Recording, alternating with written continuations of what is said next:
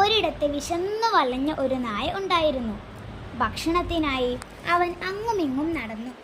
ഒടുവിൽ അവൻ ഒരു ഇറച്ചി കഷ്ണം കിട്ടി.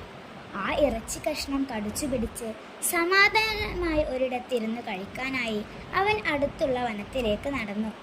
വഴിമധ്യേ ഒരു ചെറിയ തോടുണ്ടായിരുന്നു. തോടിനു കുറുകെയുള്ള പാലത്തിലൂടെ നടക്കുമ്പോൾ അവൻ താഴെ വെള്ളത്തിലേക്ക് നോക്കി. അപ്പോൾ വെള്ളത്തിൽ മറ്റൊരു നായ നിൽക്കുന്നതായി അവൻ കണ്ടു. ആ നായയുടെ വായിലും ഒരു ഇറച്ചി കഷ്ണം ഉണ്ടായിരുന്നു. യഥാർത്ഥത്തിൽ അത് ആ നായയുടെ സ്വന്തം പ്രതിബിംബം ആയിരുന്നു എന്ന് അവന് മനസ്സിലായില്ല. ആ നായയുടെ കയ്യിലുള്ള ഇറച്ചി കഷ്ണം കൂടി എനിക്ക് കിട്ടിയിരുന്നെങ്കിൽ എത്ര നന്നായേനെ എന്നവൻ ചിന്തിച്ചു. അതിമോഹം കാരണം അവൻ വെള്ളത്തിലെ നായയെ പേടിപ്പിക്കാനായി ഉച്ചത്തിൽ കുരച്ചു. ഭൗ ഭൗ.